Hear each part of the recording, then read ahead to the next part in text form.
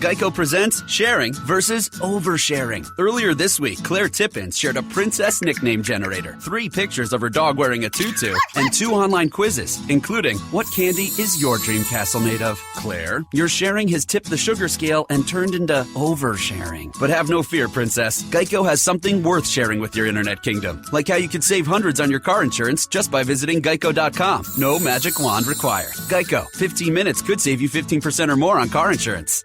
Blog Talk Radio. Good morning and welcome to the Parenting Aces radio show on Blog Talk Radio's UR Tennis Network. I'm your host, Lisa Stone.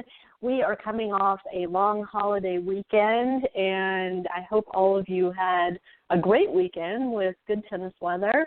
I know there are lots of sectional qualifier tournaments going on around the country. I think our Georgia one is just finishing up, and I know I've seen on Facebook and Twitter various coaches and parents posting about their kids' results over the weekend. So I hope everybody had a great experience and reached the goals that they were striving for, whether that was just winning a match or two, or whether it meant qualifying for the sectionals or beating a longtime rival, whatever that may be. And I hope it went well for everybody. It was kind of weird. This is my first year not being at our state qualifier, and I have to say I didn't really miss it.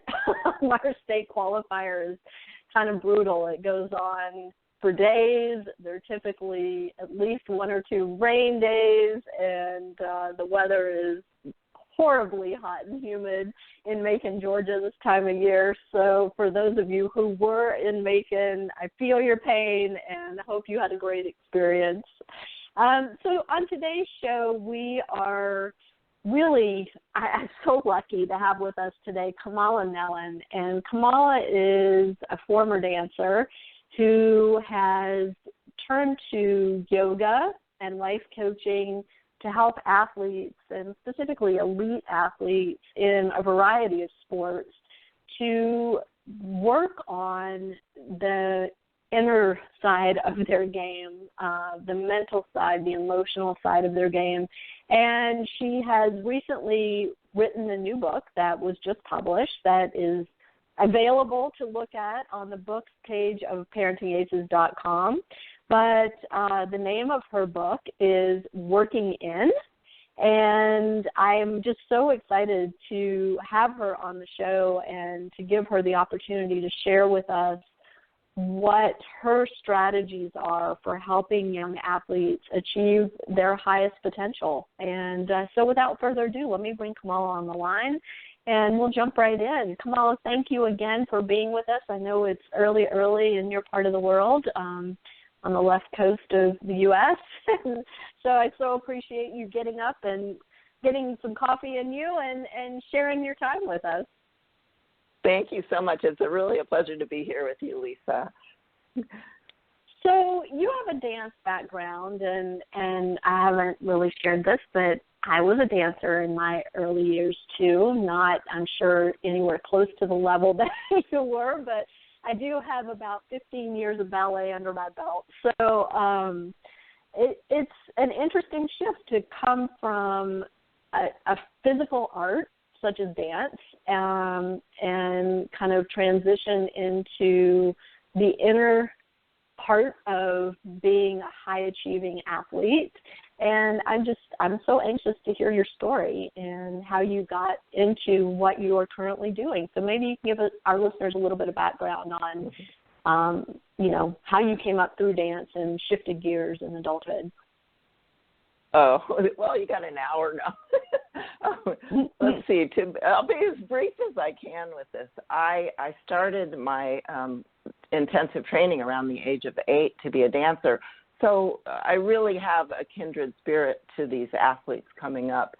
And it was very rigorous, managing a crazy schedule with my training and homework and family duties and things like that.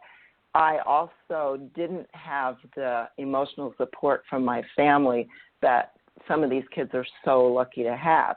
So for me, coming up in the world of dance, when I got to the professional level, the biggest challenge for me was the mental, emotional side of it, because you don't get support when you're in the majors, so to speak. You're on your own for the most part. So when I finished my career, I met a meditation master. This was way back. I'm not going to tell you how old I am, but it completely transformed my life in a way that it's difficult to even express in words. But I embarked on the path of yoga. I immersed myself in it, spent 17 years in an ashram studying and learning all the techniques and practices from the science of yoga. And it really is a lifestyle as well, as you know. So when I got back to teaching outside the ashram and I started teaching, I had so many athletes in classes, and many of them would come to me on the side. And even though I could help them with the physical, I think it's hugely important, as you know, yoga used in the right way for the right situation for an athlete at the right time in their life can be just incredibly powerful on the physical level. But what a lot of these kids at the elite level need is emotional, mental support. And for me, the mental side of yoga is just incredibly powerful and not often used. So I'm really excited to bring that forward. And at the highest level in all sports, it's mental, emotional. So that's in a nutshell how I got into it. And I love helping these kids because, as you know, having been a dancer and a tennis player, you know, we have that heart of an athlete in us. And as parents of tennis players, you probably have that kindred spirit too, if you have the passion to listen to Lisa's program. So, yeah. Yeah, I mean, it's interesting, and as I shared with you offline, yoga is a big part of my life now and has been for about the past 5 years or so. And as I read your book, I identified very deeply with a lot of the exercises that you explained so well, and they're exercises that I use, you know, and I'm not in any kind of position of having to perform on an elite level or anything. It's just they're exercises that I use to not drive my husband nuts and try to avoid driving my kids nuts. Not always so successful on the second part. The first part I'm getting better at. But so this is a set of tools that isn't just limited to benefiting elite athletes. I mean, I think it's, you know, one of the things that's so cool about yoga is it can be used by anybody who just wants to increase the quality of their life. And I'm not talking about making more money or, you know, having a better marriage or getting to travel more, but yet I am talking about those things because, you know, when you're balanced from the inside out, good things start to happen for you. And I think, to me, that was my takeaway message from reading your book. And so I just want to ask you, because, and I know I'm babbling here, and I apologize for that, but I'm excited about this because when I first started reading your book, I thought, okay, well, you know, this is another author telling us, you know, why we need to be doing all these things to improve our mental capacity, but there aren't going to be any really practical tools in there. It's just going to be, here's what you need to do and why. And yet I was so pleasantly surprised to find that you do include some really specific exercises and tools for these athletes to use. And I just want to ask you, what possessed you to sit down and put all of this into book form? Well, I think it's the athletes. I realized, in a sense, these athletes are fine instruments. They're like Ferraris, you know, but they're treated more as chattel in a way, you know, property, because they're so talented. And, you know, the more I talk to different athletes, they struggle so much with self-management and finding the anchor inside themselves. I met a tennis player in Laguna Beach when I was interviewing a lot of athletes when I first realized that's where I really wanted to go with my work with yoga. And he told me he was incredibly talented. He got on the fast track early on. He was about, I would say 23 when I met him. He had been in rehab for alcohol. He said that's what he used. He couldn't handle the stress of the competitive sports world. And it broke my heart to see that that's the only recourse he had. And so he had to drop out of tennis and get himself back on track. He was performing all over Europe. I mean, he was really on a high-level elite track. I got stories like that or you know, situations where athletes would be fighting, team discord, or incidents with fear in performance or fear of losing a contract, the terror that, oh, my God, I'm going to get fired because my batting averages aren't up to snuff, or, you know, the women are chasing after these guys in baseball and football and things. And these young kids at the high school age, volleyball players, tennis players, baseball players, they're so out of balance with their lives that they begin to crumble because it's just drive. And although we know that's crucial, there has to be some kind of break, and they have to know how to take care of the body and the brain.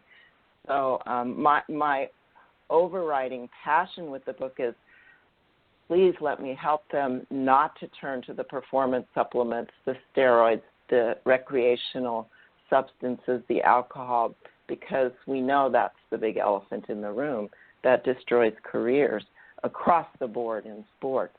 So I wrote this book, well, partly because a friend of mine who played with the Jets, an NFL team, said to me, there is a proliferation of physical tools for sports. You know, there's a lot of athletic trainers and performance specialists, but there isn't a lot about the mental stuff, and that makes and breaks an athlete in truth at the top level, because at a certain point everybody performs, you know, incredibly well. They're trained, their drills are in order. You know this as a tennis player, but what sets the athlete apart, and if I could just share this with parents, and you may have heard this, I've heard college coaches say that when a parent overmanages a child, the college will not consider that child for their team, because they want athletes who have self-control and the ability to manage stress and to take failure and to be in a team and be part of a you know, a powerful unit. So I thought that was really telling. So I really want them to be empowered. I guess that's the main thing, to find their power. Right. And to self-manage. Right. Yeah. And I mean, you're absolutely right, and I've heard the exact same thing from coaches. Excuse me. So, I mean, like you said, there is a proliferation of resources out there for the physical side of a player's training. Why do you feel like the off-court mental side is equally important, other than, I mean, you just mentioned a couple reasons, but, you know, we see athletes at all ages and stages who are willing to go to the gym and lift weights, who are willing to do footwork drills or, you know, hit against the wall in addition to their regular training, but who aren't necessarily willing to put in the effort on the mental side of the game. And I think, interestingly, with Novak Djokovic being so open about how yoga has helped him, you know, this is starting to get into the media a lot more, and hopefully it's trickling down to the junior aspect of the game, certainly trickling down to college sports. I mean, we hear, you know, all the time about college teams hiring people like you to come in and help the players, but at the junior level, it's still kind of slow to catch on. Well, I think, Lisa, it really is just lack of knowledge about it, and truth. If you look at the trajectory of an elite athlete's path, at certain ages they just have to focus on their drills, you know, getting the technique down. So for some of them, and I've noticed, especially with the high school age, their schedules are so packed that would be the main thing that they have to juggle. So they're not always ready to go deeper with the mental stuff unless they're already set apart from the pack. And they're a little bit older. I want to say 15, 16. I don't want to make that a blanket statement because some of these young kids, I mean, I've seen a gymnast who was 10 years old be able to understand what this was about. But more often than not, I think it's really just learning to manage the body and get the drills down, wouldn't you say, at a younger age.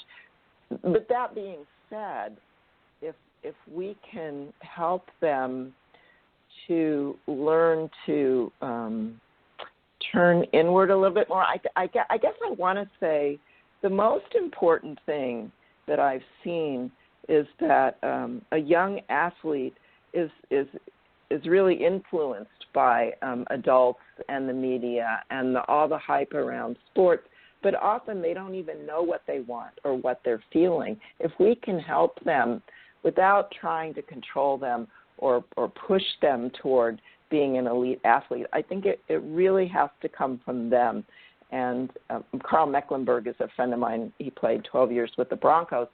You know, his parents never encouraged him or discouraged him. He said he was passionate about football from a very young age, and that's what drove him going forward, and that's what made him able to handle the incredible downs that happen. I mean, the challenges coming up are huge.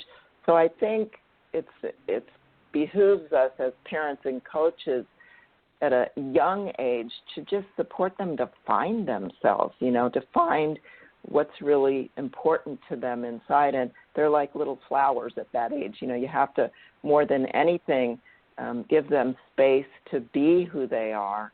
And some of these tools, I think, might be too much for them. But to learn the basics of how to get in touch with what they're feeling and what they're wanting and what they're needing is a huge step in the mental training at a young age. I don't know if that makes sense. Am I making any sense to you? Yeah, absolutely.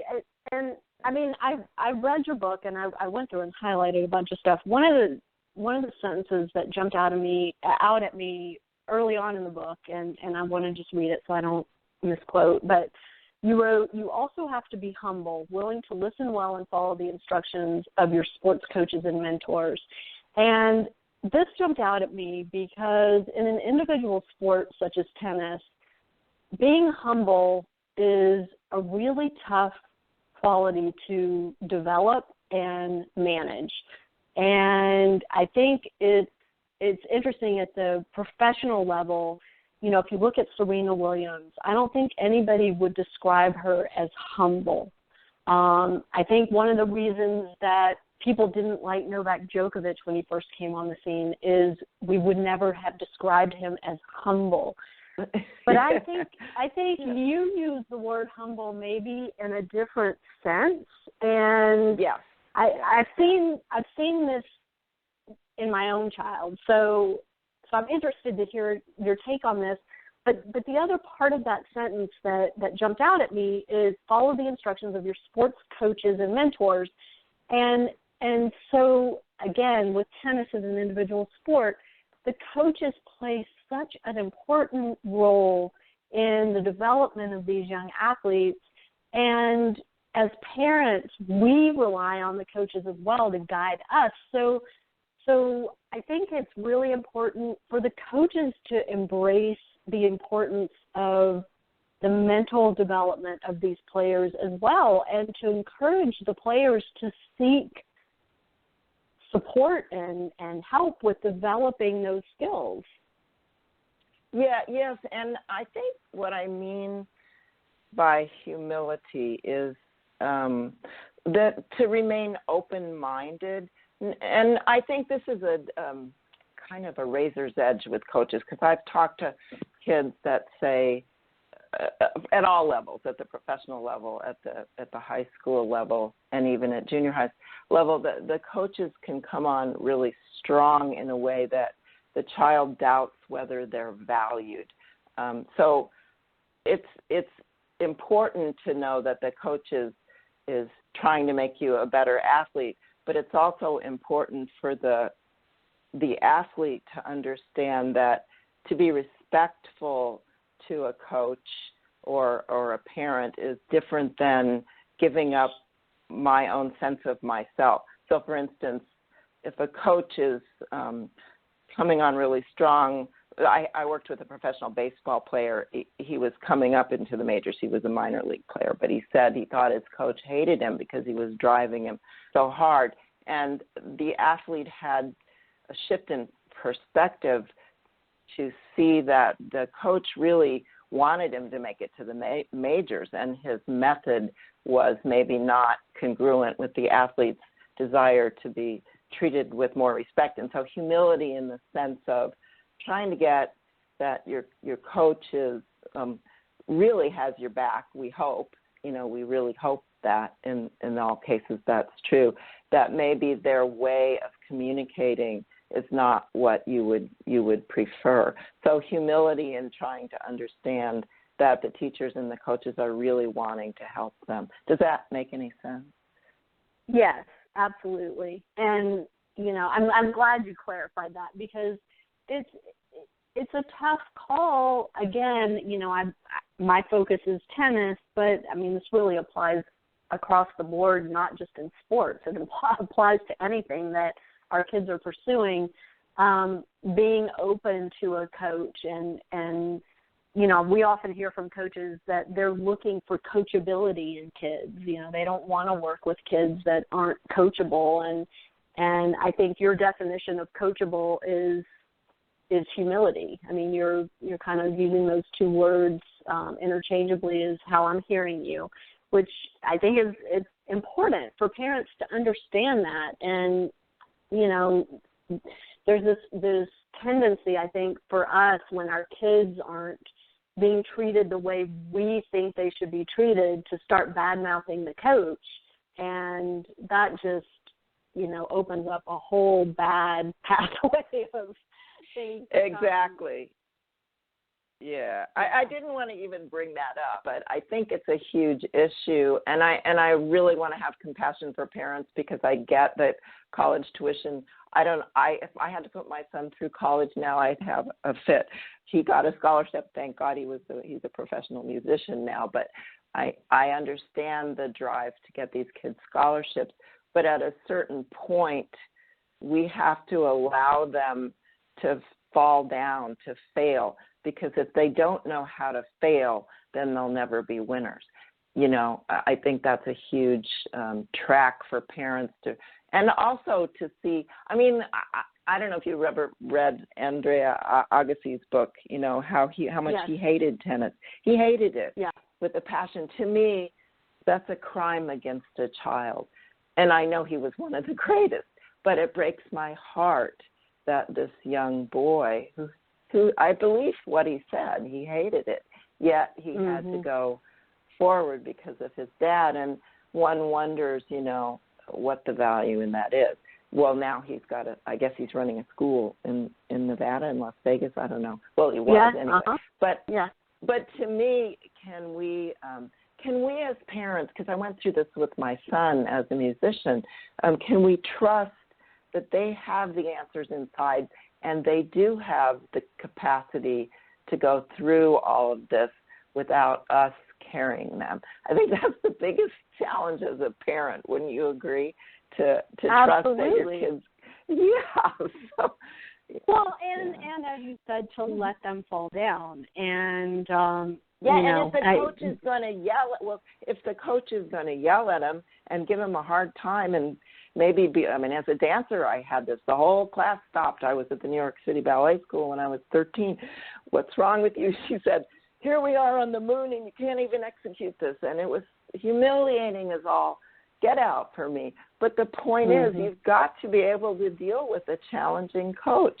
Or, if you crumble when somebody looks at you sideways, or you don't make the first string, or you get beat in the first round, if you can't handle that, then you're not going to make it at the top level. You're just not, Right. So, well, and this is a great segue to the next section that I highlighted.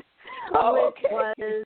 was, no, it's perfect, because the next thing I highlighted was you wrote, for you as an elite athlete, self-inquiry is crucial. First, because when it comes to your dream goal, your heartfelt conviction is paramount. More importantly, the purpose of this self-reflection exercise, and you go on to describe an exercise, is for you to ascertain whether the goal you are pursuing is in your heart's desire rather than simply an idea you came up with or an idea or desire that has been imposed on you by someone else. And this, to me, this is kind of, the light bulb. And I think that as parents, again, we struggle with this because sometimes our kids have these moments of, I want to be this, I want to be that. Yes, I'm willing to put in the work. Will you, mom and dad, financially and time-wise support me? And then 6 months later, things get a little challenging and the kid says, I'm ready to quit. And that's when we parents tend to take over and say, wait a minute, I've already invested X number of dollars, X hours of time, you're not quitting. And the passion in the child starts to waver and maybe get blanked out altogether. So this is a huge challenge. And, your take seems to be that if the passion is there, then the effort and the work and the results are going to come, and we parents need to get out of the damn way and let it happen. Yeah, I don't want to be quite that harsh, but I think there's a lot of value in that. Because, you're nicer than I am. Well, it's true. We do, and it's more expensive now than when I was growing up to go into something like this. But I think that's the humility on the parent side. I think we have to trust them to fall down and get up, and maybe they will blow it. But in my experience, when there's passion, when you're really in line with what's most important to you, and for an athlete, for a child, this is hugely important. And they're in formative years, so they're going to change. But for me as a dancer, I never wavered, and I'm guessing you were that way with your tennis and your dance. You seem like that kind of. Some of us are just wired at an early age. We know exactly what we want, and we're ready to go through. And the obstacles are huge. That's, I think, the reality check with love behind it is important for parents to share with the kids. But it's also to say, this is up to you. You're powerful. I know you can do it. But you got to be sure that's what you really want. And there's no crime in changing your mind. It's just learning to contemplate, to sit down, learning to sit still and be quiet, that's a whole other ballgame, which we could get into. The cell phones, the technology stuff is in my mind hurtful in a lot of ways, because I would love to see these kids reflect more, spend more time finding out what's really going on inside of them, instead of always turning to the tweets and the news feeds to get what they should think and how they should be. So. That's a pretty powerful statement right there, and we will definitely talk about that. Well, my son. Yeah. Oh, okay. I was going to say my son. When my son graduated, he went to Berklee College of Music in Boston. He's a musician, but he said one of his most creative stints was when he had 2 months. He went up to work on some music in Toronto. Had no internet, no cell phone. I think he and his partner wrote 50 songs, and he said it was the best thing that ever happened to him, putting all that stuff aside. Now, of course, he uses it. It's part of life. But I think, the piece of contemplation of learning to be still, for not as a punishment, but as a way to learn about yourself and find out what's really important. And that's really important to give them at a young age, the ability to be still and say, what do I really want? Listen to their little voice, that's coming up inside. So. And I mean, you promote in your book journaling as a valuable tool, and one of the exercises that you give, you suggest that the athlete sit silently and ask a series of questions to himself or herself, and I love these. I just want to read these questions out loud. The first one is, what do I really want? The next one is, what will I have when I achieve this? Then, when do I want it? Then, where do I want it? Then, what behaviors and values will I need to go forward to achieve it? And then, finally, how will having this impact others in my life? And I love this series of questions. And, I mean, this is something that, as adults, you know, we need to do as well. But like you said, I think we're raising this generation that really has lost the ability to turn inward, to ask these questions and honestly answer them without turning to outside social media for validation or confirmation. And so that presents a really unique set of challenges, not just for the athletes, but for the coaches, for the parents, for, you know, people like you who are trying to work with these kids. What do you say about that? I mean, what can we do to help? Well, I think it's just that, like, encourage discussion to really question. I think we have, in this world today, it's kind of sad how we've all made money into God, you know, and we've made being number one the main thing, so that we're in a domination paradigm, as it were. You know, it's all about being the top man on the pole or the most popular for these kids, or somehow proving their worth through making it to the front page of the sports section, you know, or saying, I'm the one who beat everybody else in the tennis tournament. Aren't I amazing? I think that self-worth comes without any constraints. In other words, the self-worth of a child, of a parent. You know, we do this, we beat ourselves up as parents. We think we're bad parents because our kid didn't win the tennis tournament. What's wrong with this? My kid didn't get the scholarship, but my neighbor's kid did. But the point is that I think we need to go back to understanding that our intrinsic value comes without all the paraphernalia. So the point of that exercise, I guess, is how am I going to make my life have meaning? And so they hate sports, but they're doing it because the dad is living vicariously through them, or the mom, or because they want to prove themselves in school. That's gonna be the end is not going to be so happy for them, because they depend on an outside stimulation for their sense of value. So I know John Mayer. You know John Mayer, the musician. Mm-hmm. Yeah, he said absolutely. He spoke to my son at school, and I thought this was valuable for anybody. He said they're gonna love you. This is your fans. They're gonna love you. They're gonna put you up on a pedestal. They're gonna smash you to the floor and break you and destroy you. He said, but you've always got your music, or you've always got your tennis. You know, you've always got your dance. And if you're passionate about it, it doesn't matter what people say. You do it for the love of it. And I guess I'm gathering Serena Williams and Venus Williams had a love of tennis and have a love of tennis.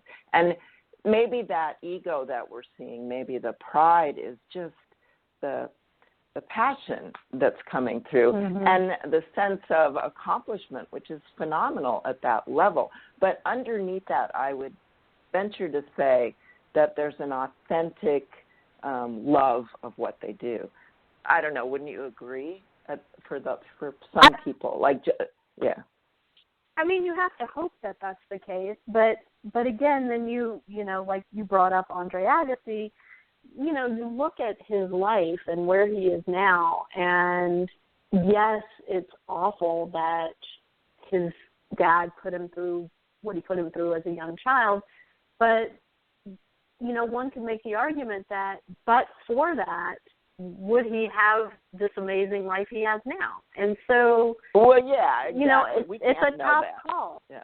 Right. It's a tough call, and I think that's where we struggle as parents is finding that balance of, you have the sense that your child has lost the passion for the game, and you push them anyway to continue because, we have the benefit of life experience and understanding that sometimes you have to push through, bad times or negative feelings in order to achieve the good stuff. But balancing that with, okay. Sorry, I was just going to say, let me just give an example of that. It's not letting them quit. For instance, I worked with a volleyball player who was on the way to a scholarship in college volleyball, but she was really burned out. Her coach was driving her. She had injuries she was dealing with, and we were working on rehab for that using the yoga. But the biggest thing for her wasn't that she wanted to quit. It's just that she was burned out. And I think that's a huge issue at any level in elite sports is that burnout. So what she ended up doing wasn't quitting her track to the college scholarship. She just took a summer off or maybe longer and did beach volleyball, which had a whole different flavor to it. And I think it built her skills as a volleyball player too, an indoor volleyball player. But it's like allowing them to get some breathers in there to balance the life, to go out on a date, to have time to go to church, or to have a day where they just lie in the grass and look up at the sky and do nothing. That's the kind of thing that I'm saying. Take a break, There's such a thing as taking a break from all of it. And maybe they need to miss, a month or two of competitive season to get back on track. Maybe that's all they need. But I'm just saying there has to be balance or there's imbalance, and that's dangerous. Yeah. That's where the drugs come in. That's where the alcohol starts. Yeah, for sure. And I think with tennis it's tough because tennis is a year-round thing. There is no break. There is no off-season. And so it's up to the player. It's horrid. I can tell you, watching my own child, it's totally unhealthy from a physical standpoint, from an emotional standpoint, from a family standpoint. It's incredibly unhealthy, but it's the environment we live in, and just like the social media is the environment we live in. Yeah, but hang on a second. But you're giving your power away, Lisa. Here's the thing. I'm just going to coach you for a minute. Do you mind? No, I need it. This is what we all do. We say, this is how it is. But we're powerful, and we can be powerful in a really positive sense. Maybe, if you look at some athletes there's a guy who pitches for the Dodgers now who was a quarterback in high school. Maybe there's something to be said for time off or switching sports. Maybe we can say no instead of yes. This is, I think it's up to us. It really is.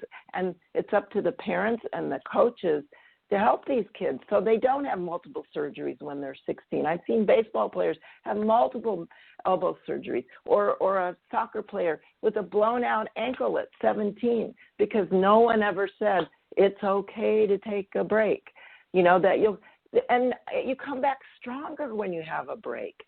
We all know that. When the body has a time to heal, to regroup, to get back to equilibrium, you're stronger, you're faster, you're more agile, your mind's more sharp, So I just want to question the whole system. Do you mind? No, I'm glad you do. And I question it all the time.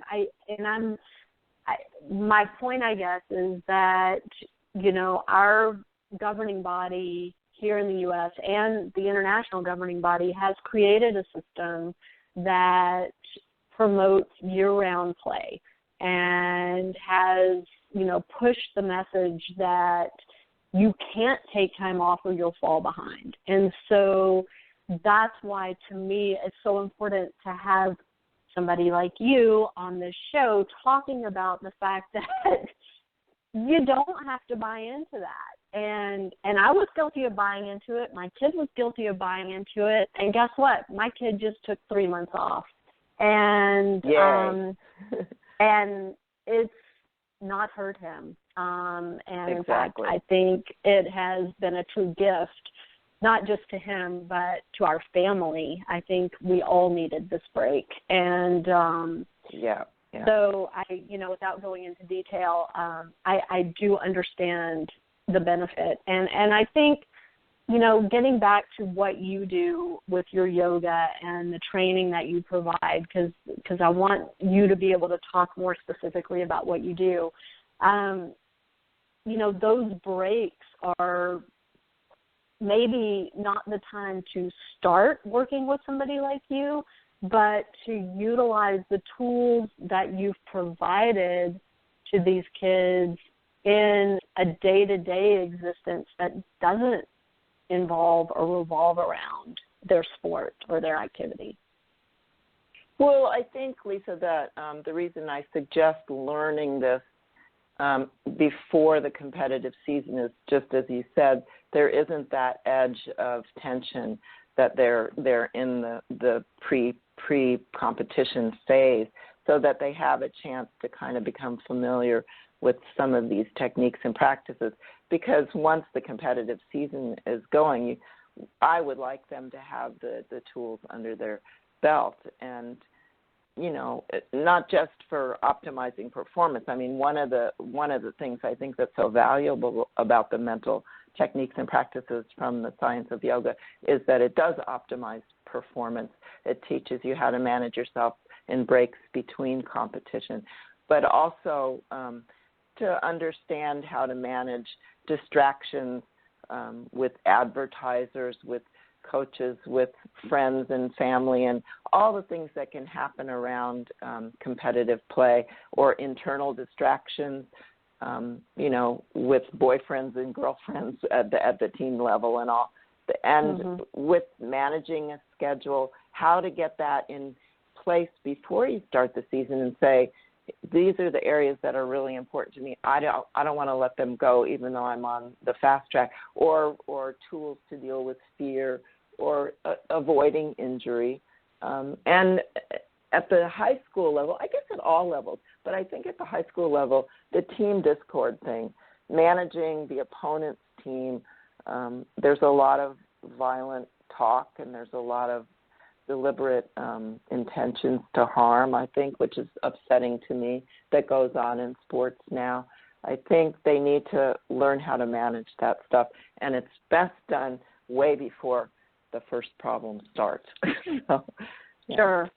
Well, and to those of you listening who, when you hear the word yoga, you think, sitting still with, a quiet room and chanting meditative words and focusing on breath, I want to just say that one of the unique things that you offer in your book, Kamala, is a moving meditation.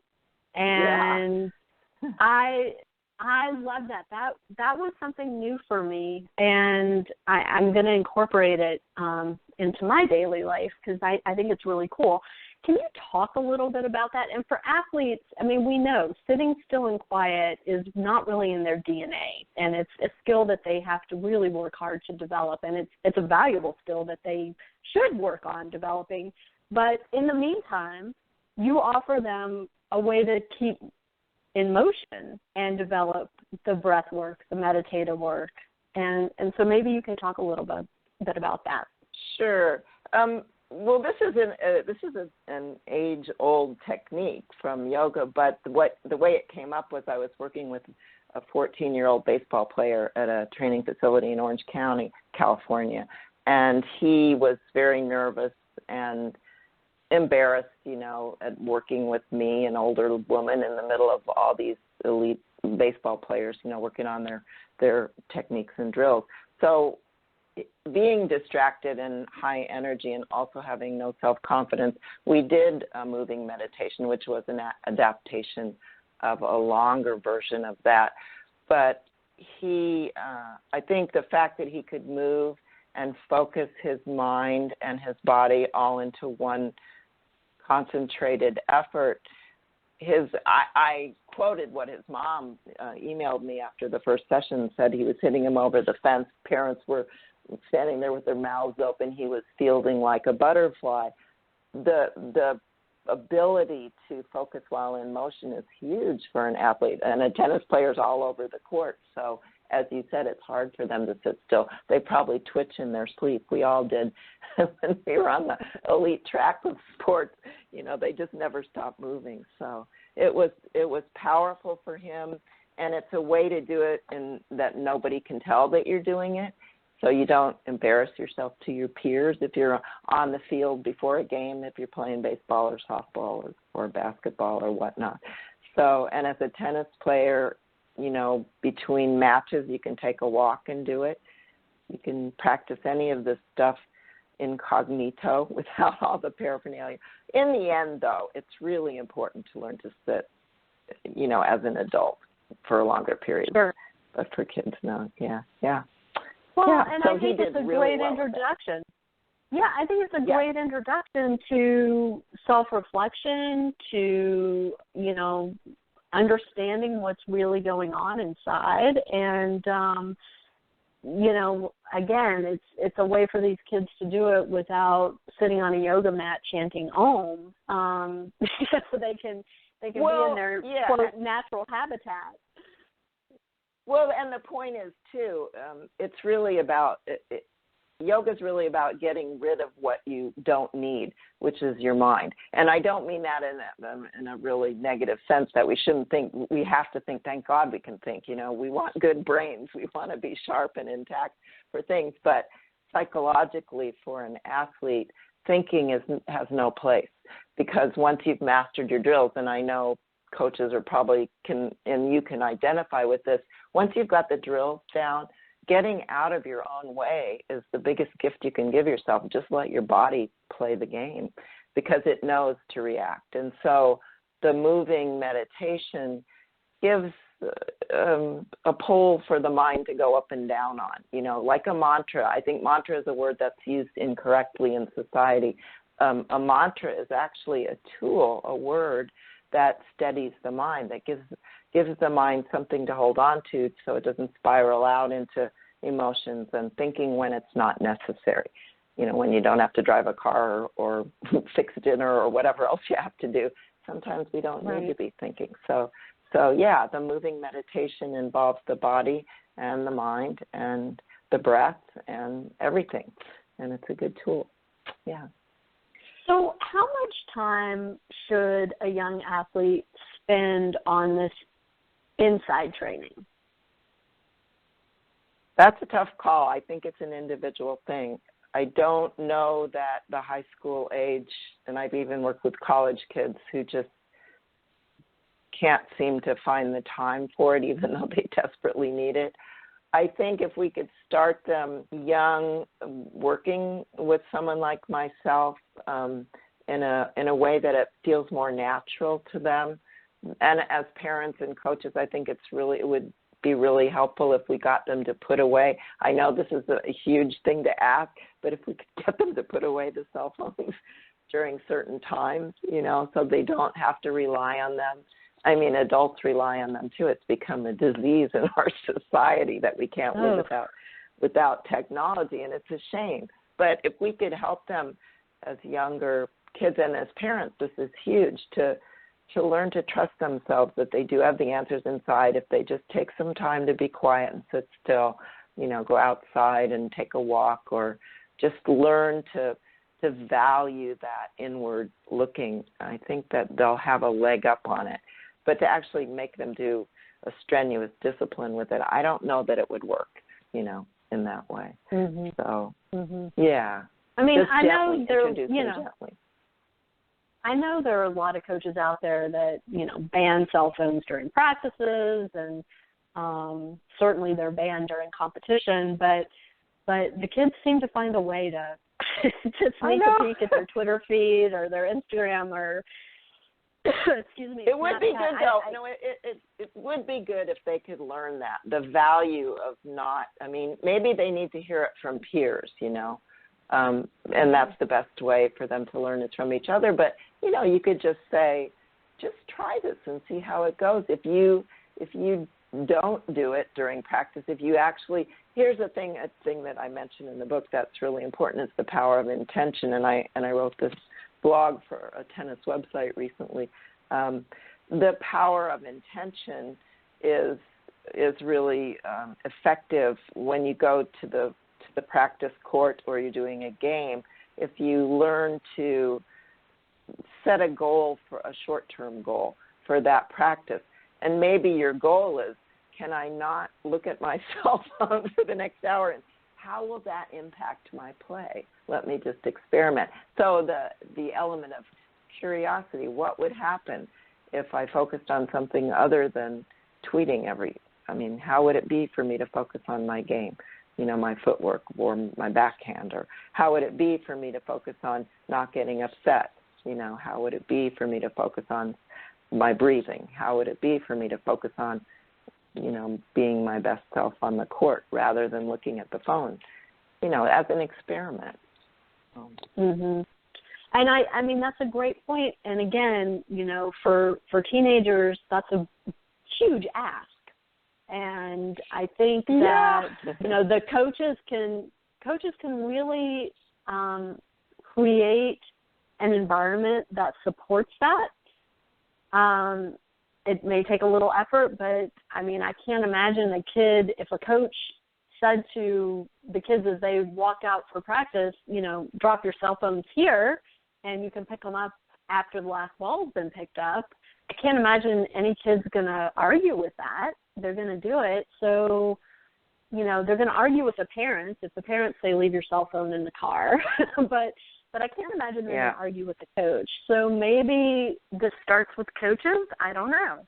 I'm just going to put it out there. Or just my bet is there's one kid on the team who's smart enough to understand the value of leaving a cell phone out. I'm just guessing. There's one who's reflective in every bunch, and that's the one who's going to get ahead. The one who says, I met a young football player, and I thought it was wonderful. He did so well in the combines because he worked out in silence. He knew the value of putting everything else aside and focusing on the technique he was using. And for that reason, he stood out, and everyone wondered why. Well, it's because he had the smarts to leave it behind. So I think they just have to learn the value. I really think it's an addiction. And if we can break our addiction slowly, just like we break our addiction for cigarettes or alcohol. I mean, I know it's hard for some people, but, if you can start to introduce the idea that maybe they'd be better players, find out. Mm-hmm. Do an experiment for a week. Don't use your cell phone and practice and journal about it. See what happens, or talk about it among yourself. Encourage. The coaches need to encourage that behavior. And it's hard for me because I didn't grow up, thank God, in this generation with this technology, and it's everywhere. It's hard to get away from it. So, yeah, I think as parents, too, example is the very best way to teach your kids. If we're always looking at our cell phones, that's how they grow up, thinking they're supposed to do it. I think that's how we set the example. If a coach wants to teach an athlete a certain behavior, they have to do it for a number of weeks, and then they can teach it, because then it's authentic, in my opinion. That's a big statement, and I agree with you. And I love that you come at this from the perspective of being curious. And my favorite yoga instructor here in Atlanta, that's a phrase she uses often in class, be curious. What would happen if you held this pose for 3 more seconds? Be curious about that, and I like that approach to things, because it's not a judgment. It's not a right versus wrong way of doing things. It's just asking the question and, taking it upon yourself to explore. And maybe that's part of it. Go ahead. Well, this is the main, one of the great tools of yoga is self-inquiry, self-study. And as an athlete, and even as a parent, I mean, this applies to anybody, if we learn to kind of dissect our behavior and be curious about what happens as a result of thinking a certain way or behaving in a certain way, then we have incredible empowerment, because we can make the choice to change directions in the way that we're behaving, or the way we're training, or the way we're working with our kids. If you're a coach or an athlete or a parent, we have so much power. This is my main message. We are all incredibly powerful, but we have to pay attention to our own selves and stop looking outside for what's right or wrong. And even a young child who's an athlete knows. They have a knowing. I think it's a fallacy to think that we need to explain to them, because they do know. I think we all do. And many of us grew up being dominated by, it's just the way our culture was, being told what to do, how to behave, how to think, what you have to do. Like you said with the tennis, we have to play year-round because that's what they told us. Well, who's to say that they have it right, you know? Maybe my son or daughter needs to take 3 months off, and they're going to beat the hell out of everybody when they come back to the court. Right. So, you know, yeah, but they have to understand that. The kids have to understand that, too, that they have the power to make choices that are informed. They don't have to just do it because somebody told them to, you know, and neither do we as parents and coaches. And that's and that curiosity is, well, gosh, what would happen if I didn't do it this way? You know, let me find out. And that's yoga. Well, and yeah, I mean, is the world going to end if I make this change? I think, you know, Correct. Putting things in perspective is also an important outcome of all of this, is learning that, you know, just because you don't do it the way everybody else is doing it doesn't necessarily mean that, you know, the universe is going to explode. No, I mean, and take for instance, weight training. You know, these women athletes, softball players and soccer players, they don't need to lift weights all the time. It puts so much load on the joints. This is my opinion now. You guys can all hate me for what I'm saying, but think about whether a female body, depending on the sport, needs to be lifting weights at the college level regularly like the men do. I question that, and I've spoken to these athletes, and they say, I can't do this. It's destroying my ability to play the game. So we need to question, and the athletes need to question, and they need to be allowed to question the way they're being trained. This is really important, I think. I agree with you. Well, we are coming rapidly to the end of our hour, which is crazy to me. This has gone by so fast. And so I don't want to end without giving you the opportunity to talk about where people can find your book and your website and how to contact you and all of those things. So plug away. Okay. And I my intention was not to offend anybody here, and I hope that people will take this all with a grain of salt and question everything I said today, Lisa. So, but the book is available on Amazon, and my website is KamalaNellen.com, KAMALANELLEN.com. And if you are a coach or an educator, the book is for the athletes. But that being said, if you are a coach or an educator, if you go to my website and sign up, I would be happy to send you a copy of the book so that you can recommend it to your athletes. And I would love to come back, and I hope I get to meet you in person one day, Lisa. It's really been a pleasure to be with you. I would love that. Thank you so much. And I will tell the coaches out there, please take advantage of Kamala's offer to get your free copy of the book. It's not a big book. You can read it in, you know, a couple hours. But it's got some incredibly valuable information in it that is simple to implement. It's nothing, you know, mind-altering in terms of, oh, my God, my head's going to explode if I have to read one more thing about being quiet. It's all very doable, and it offers very specific tools to these kids to calm their minds, to focus inward, and to perform better. So please do take advantage. KamalaNellen.com. Is that, again, the website? That's it. And I would recommend it to coaches and parents too. So, yeah, for sure. Well, thank you so much for being with us, Kamala. I will let you get about your day on the West Coast. It's already halfway over here in Atlanta. Go to lunch. It feels like such a Monday, I can't even say, but I'm sure everybody's feeling that after the long weekend. But, again, thank you so much. And you are welcome on the show anytime. So, you know how to reach me, and your publicist knows how to reach me, so please come back on whenever you like. And to my listeners, thank you for tuning in today, and have a great week, everybody. Thank you. Bye-bye. Bye-bye. Good morning. Welcome to Burger King. I'm looking at this enormous burrito, and, man, it's big. I tell you that. Dang.